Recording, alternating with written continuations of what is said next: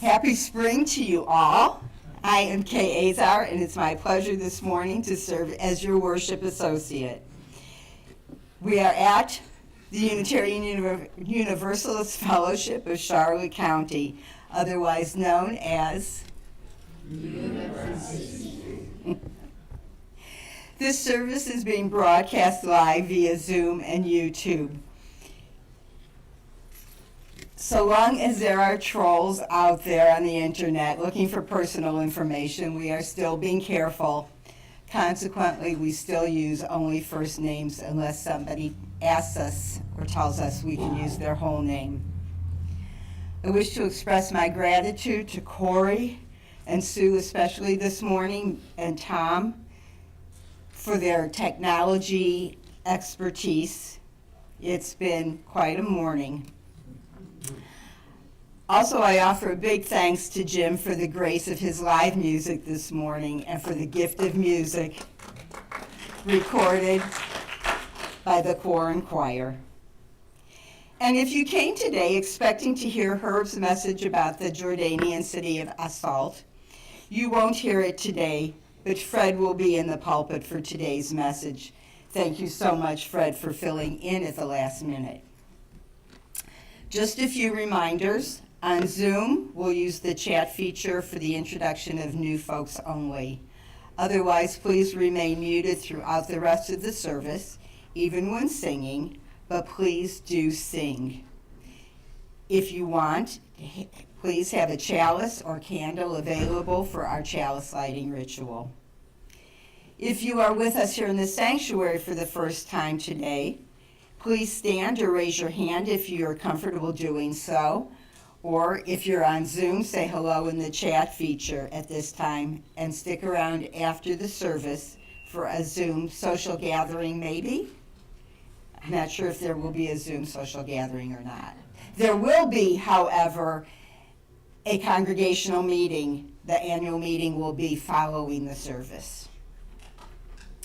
To learn more about our fellowship, you can email Mary Jane, our office administrator, at office@uufcc.org. Visit our website or call. We're glad you are with us this morning. So to welcome us all here, broken hearts are welcome here. Anxious spirits are welcome here. Minds whirring faster than a racing engine, uncertain what to think. Stubborn egos that sometimes trip us up, cementing us to opinions, fragile, shell-shocked souls. Say it with me, they are welcome here. Yours, mine, ours, everyone else's. Not because this community will fix it through easy solutions or the right way forward. As a liberal religious congregation, we have something far more fragile and far more powerful than that. Our need to be together. Our need to reconnect to the life-giving source that moves within us and among us. And our need to make one another a bit braver and wiser before returning to the service of life.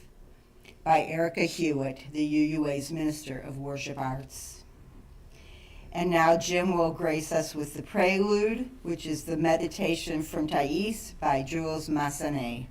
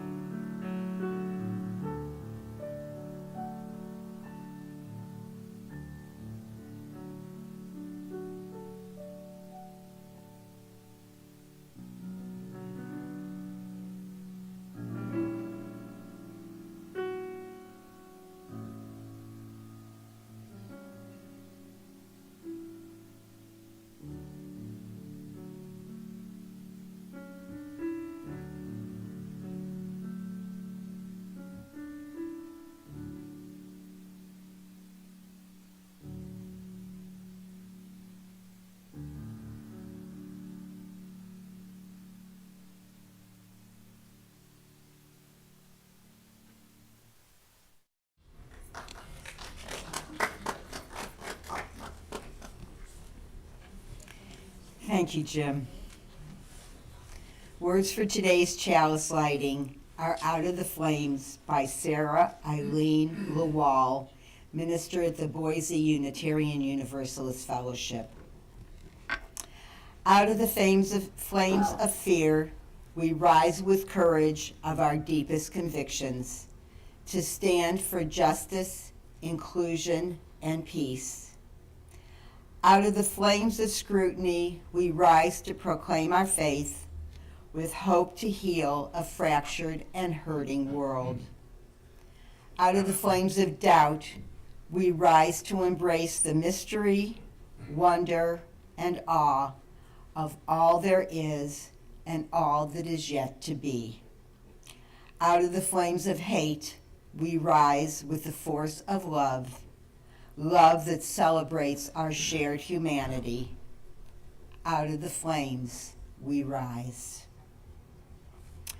As Dick comes forward to light the chalice here in the sanctuary, please join me in the recitation of the affirmation.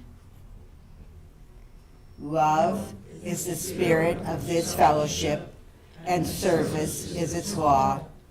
This is our aspiration, to dwell together in peace, to seek truth in love, and to help one another. Go ahead at home, please light your home chalices. Opening words this morning are by Joan Javier Duval, minister of the Unitarian Church of Montpelier, Vermont. We're going to be going from one end of the country to the other. Holy mystery, silent presence, uncertain bearer of the weight of it all. In these quiet moments we listen. We listen for maybe still breathing, perhaps still whispering, faintest sign of the universal good. We listen between the cacophony of distractions, pulling us toward untruth and falsehood.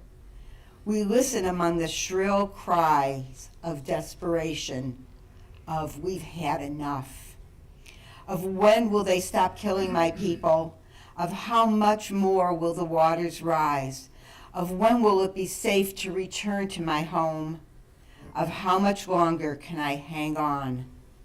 We listen and we wait. Through the tumult of these days, we seek assurance. We seek the fulfillment of a promise made to ourselves, a promise made to those who we have been stretched to call neighbor, a promise written and enshrined and yet unfulfilled. Help us, abiding mystery, to hang on, to hold on when all is in question, when all is in doubt. Help us stay firm to our own commitments and our own promises. Lead us back into connection, back into the bonds of humanity that help us to know each other as beloved. May we continue listening. May we keep watch. May we beckon love and justice and mercy with our own whispers, with our shouts, with our cries, until all know themselves to be part of the circle of love. Amen. We'll have our first hymn this morning, and I can't remember what it is because we changed it, but Corey will put it up.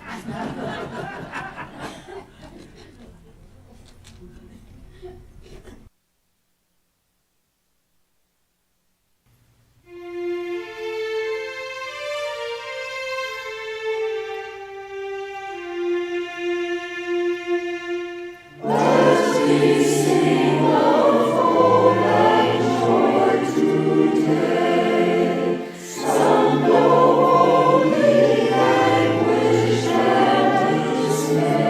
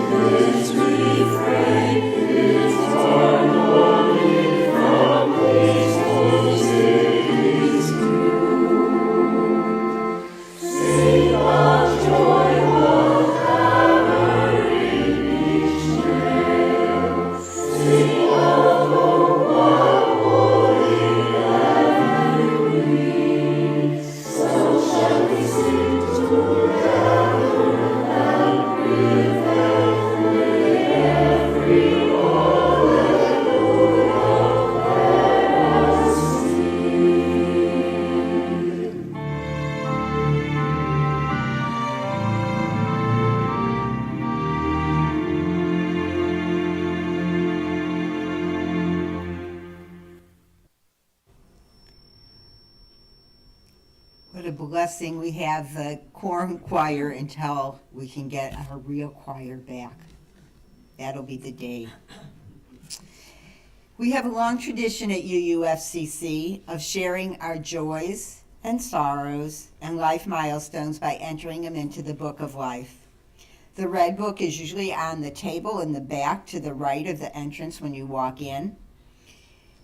You can write your entries before the start of the service. You can also email your joys and sorrows and personal milestones to bookoflife@uufcc.org, please no later than Saturday prior to the service.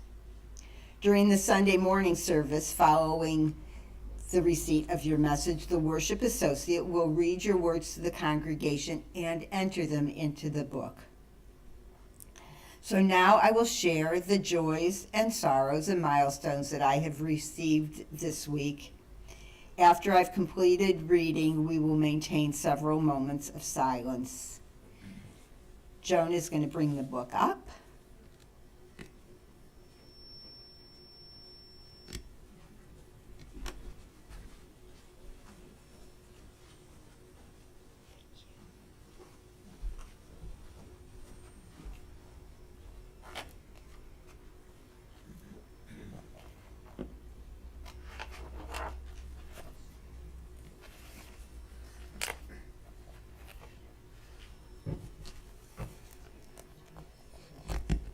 So this is from Dennis.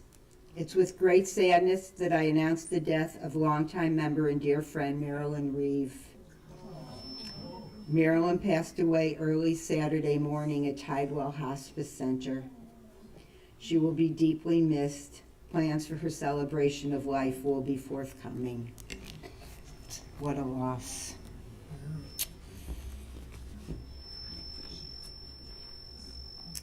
Let us now enter into a time of silent prayer or meditation. We'll be called back from our silence with the musical prayer, Spirit of Life.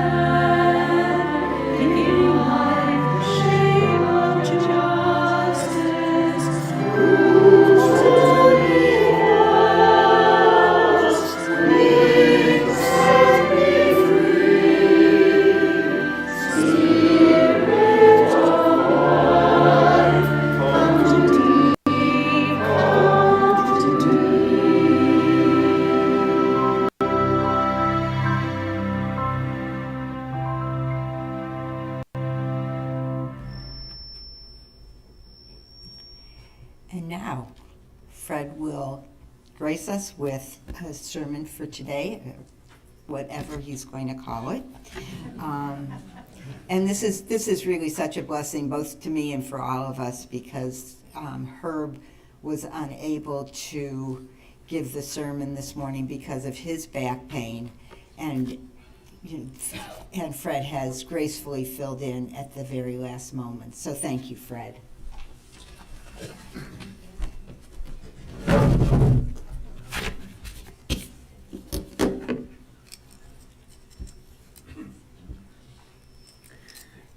Well, good morning. As Kay said, my name is Fred Parmenter, and today we celebrate the beginning of a new year at our fellowship with a slate of exciting new candidates, and pay tribute to the work that Nancy has done on the budget for next year.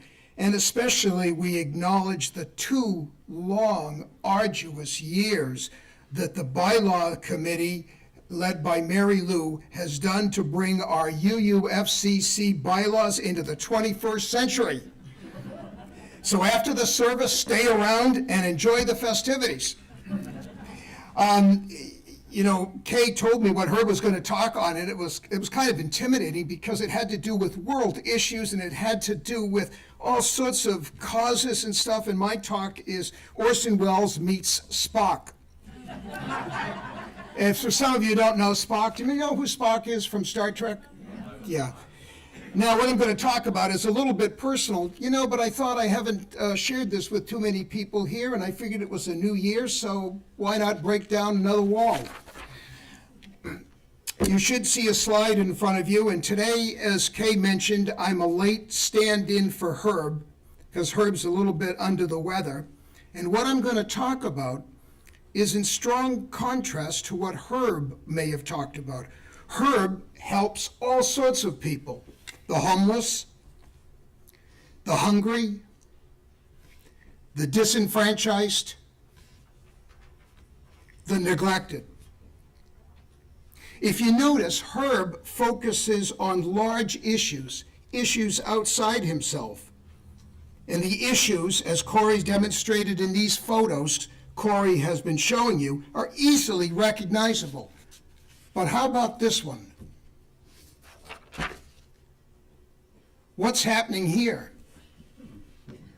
In this wonderful sketch drawn by Tom D., it's not clear what is going on. It's obviously very personal, and it's hard to identify if everything's okay or even if there's a problem, or how long there has been a problem, or anything. Of course, you don't know what's happening. They have to tell you. Well, I'll give you a clue.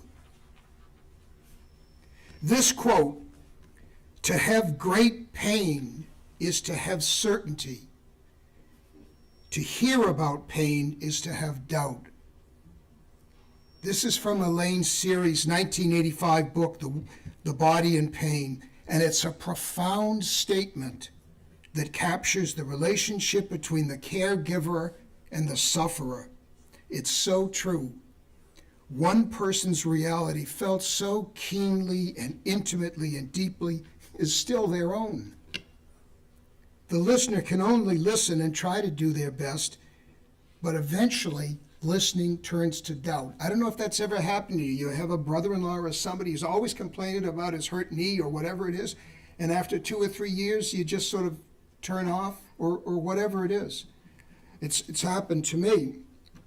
So now we know one person is in pain and the other person is listening. We've got the caregiver and we've got the sufferer. But from this image, who's the caregiver? Who's the sufferer? We can't tell because you can't see pain. But since we've all experienced pain, we have some connection with what's going on. But the important thing, the pain's intensity, we can't know. And as an aside, we soon have this situation. The observer listens, does the best they can, but eventually just gets fed up with you complaining and complaining, and they leave either physically or emotionally. But still, as I say, you have some idea of what's going on. Well, this morning I'm going to talk about something more insidious, than pain, mental illness and anxiety in particular. Let's say you've got a pet who looks distraught, and you'd love to ask him, what's wrong? But of course you can't, because they don't speak your language. But what if the pet could speak, but used words you didn't understand? You'd be no better off. And that's exactly what often happens with people who experience anxieties. No matter what words they use, they just can't be heard by the caregiver, because the caregiver can't relate to those words. It's something that's deeply personal, and that's what I'm going to chat about today. And as this slide shows, the problem, unfortunately, arises from within. And this is an important point that as you get used to anxiety, people sometimes think that, well, it's the elevator that's scaring me or this or that. But actually, the problem arises from within. And unlike pain, it's possible that the caregiver has never experienced such symptoms. So they're just like out of the loop. They don't know what you're talking about. One day you might hear him saying something like, my son-in-law is such a bum. He lies around the sofa all day while my daughter goes to work and pays the bills. Why doesn't he just get off his duff and go to work? He just doesn't get it of what it feels like to be anxious. And anxious that, I don't want to say cripples, but makes you feel like you're crippled in terms of normal behavior. And this phenomenon of not getting it is not unique to understanding anxiety. If you are a male listening to the complaints of the Me Too movement, or if you are a white and listening to the complaints of the people of color, you may also not get it. You can understand the words all right, but that's at a cerebral level. What's quite different is it's different from the feeling that's deep and that's visceral. It's pretty hard to get that. Now, before I go further, one caveat. The anxiety that I'm talking about today has nothing at all to do with serious anxiety. Somebody's got a terminal illness, you lost your job, you lost your spouse. It has nothing, or you've got serious physical ailments, has absolutely nothing to do with that. The anxieties that I'm talking about today, I will be talking about, arrive out of trivial, non-threatening, non-serious, non-dangerous examples. I'm only talking about imagined threats. And you might say, well, if they're only imagined, what's the problem? And that is exactly the problem the caregiver has in understanding why the son-in-law can't get out of bed. So all of my examples today are of anxiety are ones where there's nothing medically wrong. It feels like there is, but your medical professional has signed off on there's no organic problem. Now listen, well, what else are you going to do? There's thousands, maybe millions of people who suffer terrible symptoms when there's nothing organically wrong. It is such a shame. I don't know. And what happens is they begin to avoid situations which trigger these sensations. And consequently, their world gets smaller and smaller. It works like this.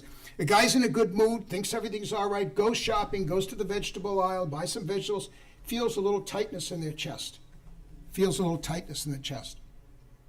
now he's starting to, gee, I wonder, is that a heart attack? No, it's okay. So interestingly enough, what this guy starts to do from then on when he goes to the store, he avoids the vegetable aisle.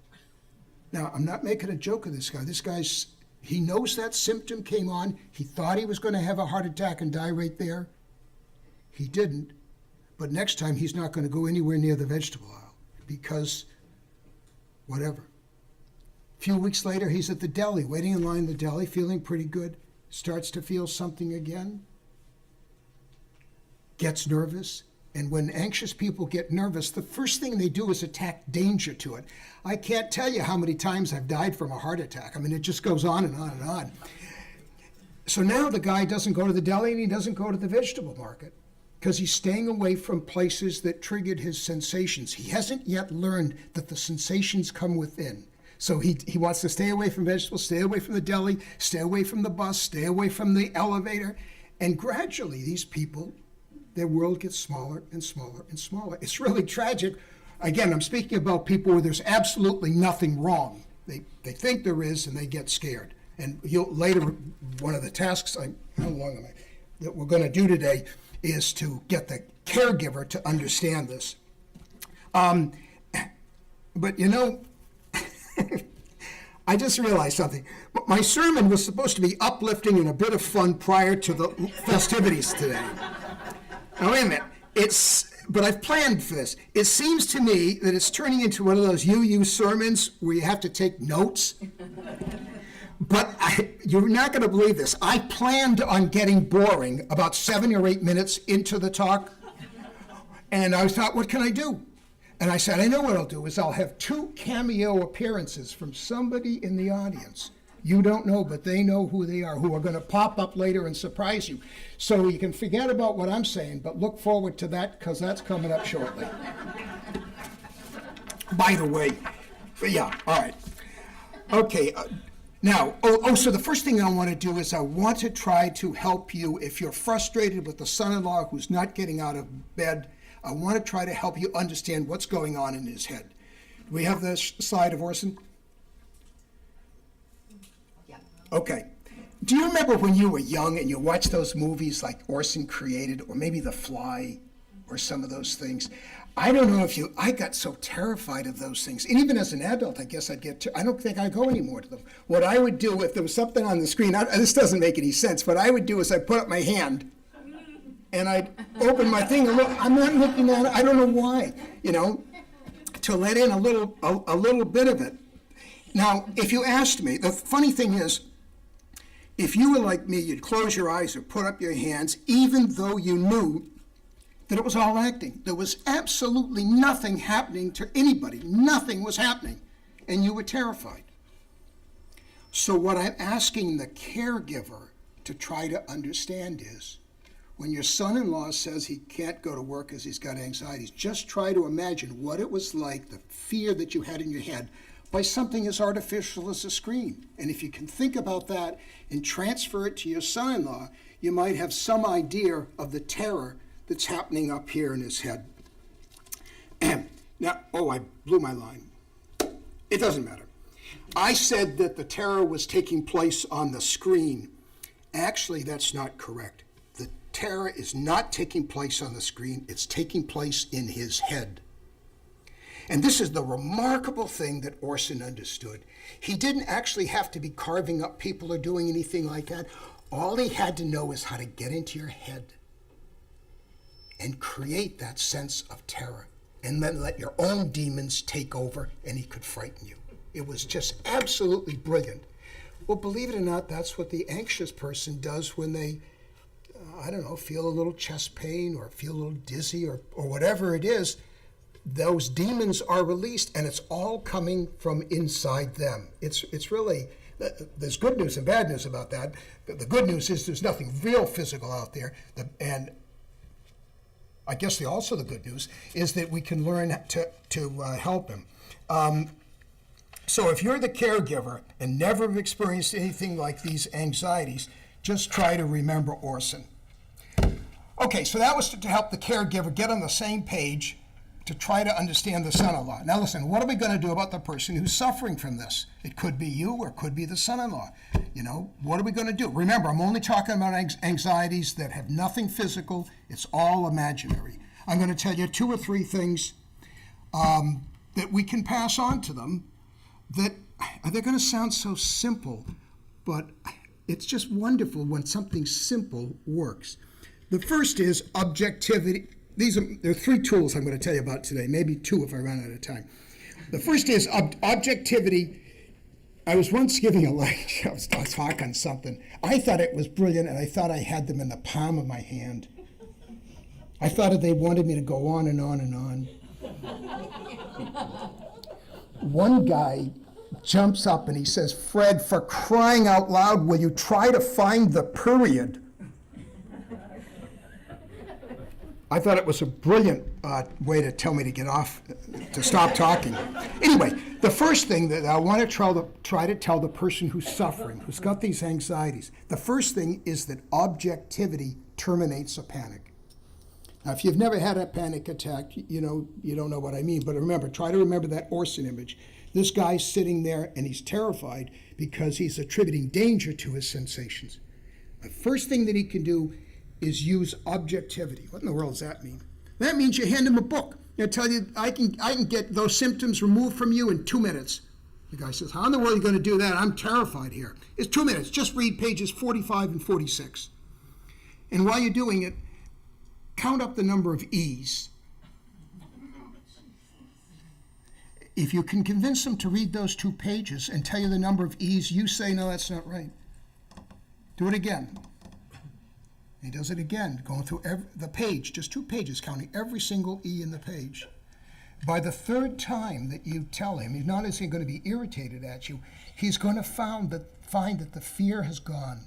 And the reason is he put all of his efforts into counting the E's. There was absolutely nothing left in his head other than counting E's. And the 3rd time he was so focused, the fear that was in there had nowhere to roost. It had to leave. And boom. It was gone. And I know it sounds crazy. The first time somebody tries something like that, it's just wonderful. I've got a little math game that I do. If a number's odd, I triple it and subtract 1, and then if it's even, I divide it by 2. So I can think about that sort of thing. It goes on and on and on. And I can think about that, and that calms me down. And it's a little too bad that Dorothy's here, but I hope she doesn't. I hope she doesn't hear. This actually happened. I don't have as many anxieties as I used to, but I did. Anyway, Dorothy and I are not married. We'd gone out, 7 or 8 years as she veered off path and then came back to me and then veered off path. No, I'm trying to be objective. So I decide, listen, let's go to Iceland, because I wanted to go to some place that would be a little challenging rather than, places that you take, Morocco and those other fancy places. I want something a little challenging. So anyway, I was in a great mood. I wake up in the morning, and the anxiety is there. I'm telling you, I have no idea where this came from. It must have been 3 in the morning. My anxiety is there, and I'm just feeling tense and frightened. Dorothy's next to me. She's still asleep, and I'm just lying there. Around 5 in the morning, Dorothy wakes up and remembers something that I had done a long time ago that she was bothered by. This actually happened. So she said to me, Fred, I want to talk to you about something. Usually in the past, let's forget about the past. At that morning, I wonder if anyone can figure out why I was absolutely thrilled. And the reason was because I knew if I could throw myself 120% into what was bothering Dorothy, there'd be nothing left over to hold on to the anxiety. So I listened as intently as I possibly could. I was the best boyfriend going. Dorothy didn't have the slightest idea that I was trying to listen to every single word in order to throw myself entirely over the wall. Do you get what I'm saying? And there was nothing left for the fear. And that's exactly what happened. And unbelievably, it worked. It was just so cool. The anxiety went away because I was focused on what she was saying. Now, the thing is, when we think of objectivity, who comes to mind? Spock from Star Trek. And in our fellowship, we don't have a Spock. Hey, Fred, that's a fine theory, but, listen, think about this. If a bus has 10 UUs on it and stops to let 3 off, then takes 2 Catholics and 4 Muslims, and later 2 UUs, 1 Muslim and 1 Catholic get off along with 1 Baptist, and then later 3 Catholics get on, 1 changes their mind, and 1 of each religion get off, how many stops did the bus make?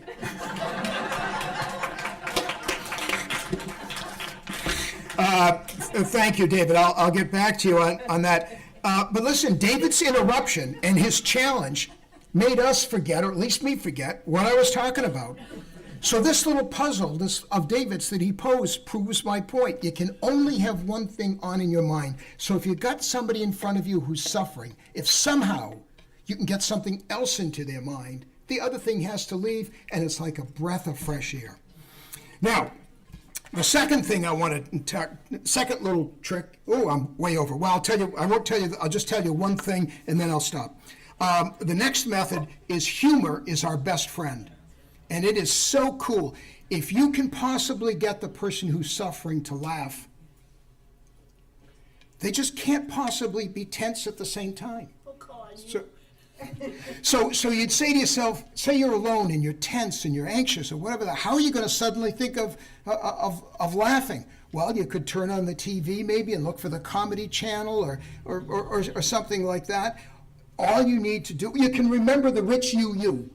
He had tons of money, bought a new airplane, flew across to Europe. The plane failed. He lands on the water with his son. They swim onto this small island. The island was no bigger than this. No lights, no electricity, no water, nothing around for 1,000 miles. The rich UU is as relaxed as anything.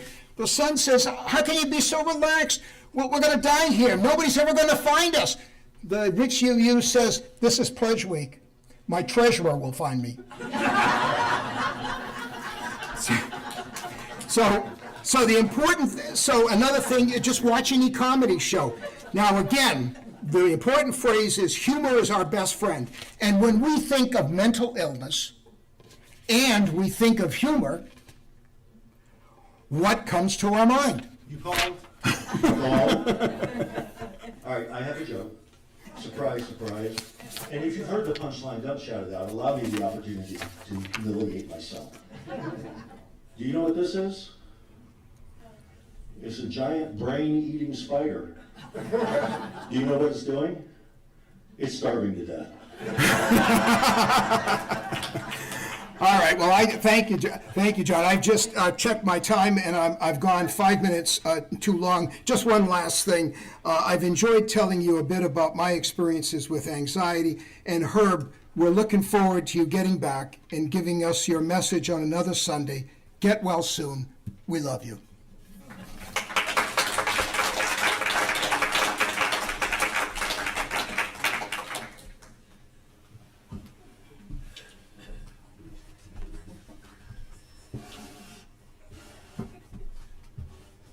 If I don't have my box, I become a disembodied head. Thank you, Fred. That was awesome. I never know what to expect from you. But sometimes that's good. It's very good. Jim is going to play Love's Greeting by Edward Elgar.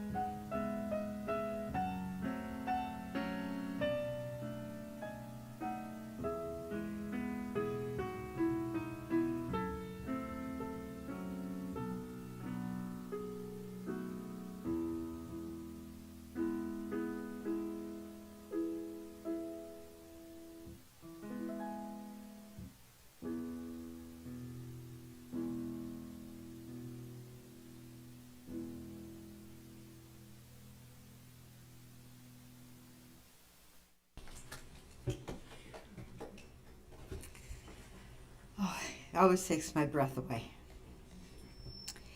And now, the offering. Elena Westbrook writes, "Far too often we are forced to confront the terrible things that people can do to each other. When these things happen, all we can do is come together in places like this church to remind ourselves there is still hope, there is still love, there are still good-hearted people who can look unblinking into the storm and continue to believe a calm, bright morning will come. This community is a refuge where we can keep the ember of hope alive when all the world seems intent on dousing it. And then we can use our little ember to light a beacon for the rest of the world." Our offerings each week sustain this community so we can share our small embers of light to light a dark world. Please give generously so that we can all together help spread the light. The ushers will now collect the morning offering. If you are a visitor with us this morning, your presence with us here today is your gift to us.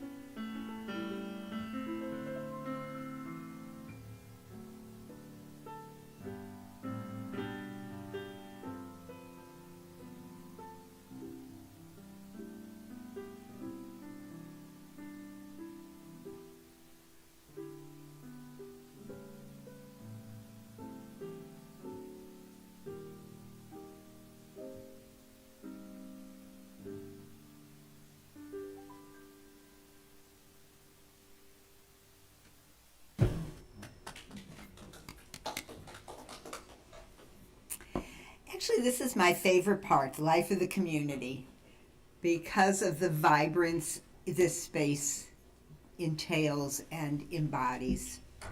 So, as you know, our yard sale is only weeks away on Saturday, April 2nd, but we're taking donations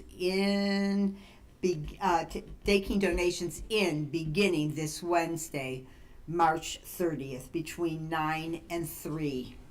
We need all the help we can get. If you've helped out before, you know how much fun it is. Yard sales are always fun, and looking at other people's things that they're giving away is great.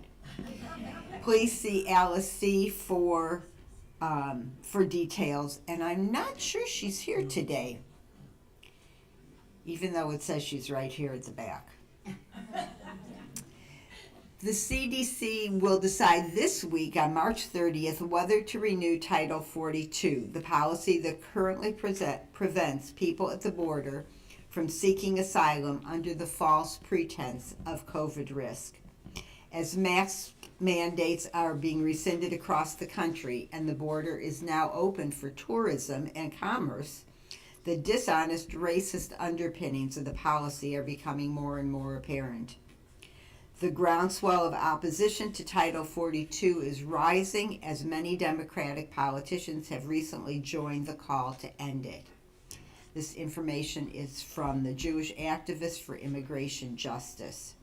For more info on who to call and write, contact Trish Lane or Betty Barriga on the Immigration Committee.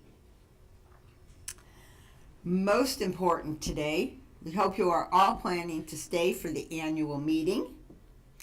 We ask that you take a break outside and have a snack while we get set up in here for the meeting. As usual, those who can, we ask to exit the door at the front. Those who have trouble exiting, please go through the double doors at the back. Also, and there will be snacks. Did I say there would be snacks? There's sweet snacks. I'm telling you, they're good. I saw them. Also, while you're entering again through the double doors, please keep your mask on until you have a ballot and are seated. Thank you. And now for the hymn, This Little Light. I did know it this time.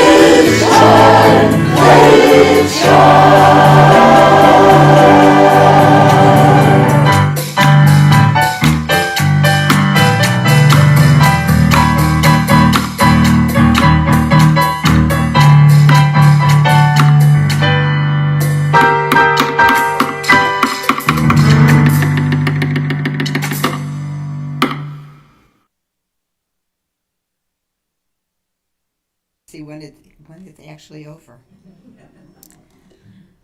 Closing words this morning are by Maureen Killeran. No matter how weak or how frightened we may feel, we each have gifts that can make a difference in the world. In this coming week, may you do at least one thing to support the broken, to welcome the stranger, to celebrate what is worthy, to do the work of justice and love. Be strong, be connected. Each day act so you may be a little more whole. Now please join me in our traditional recitation as Dick extinguishes the chalice.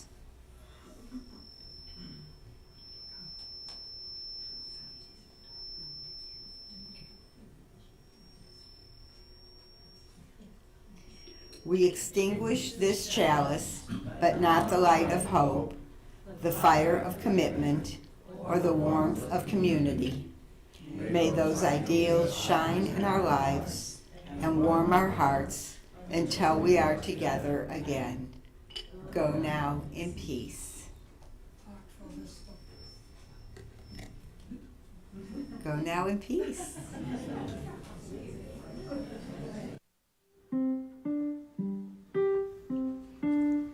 Go now in peace, go now in peace. May the Spirit of us surround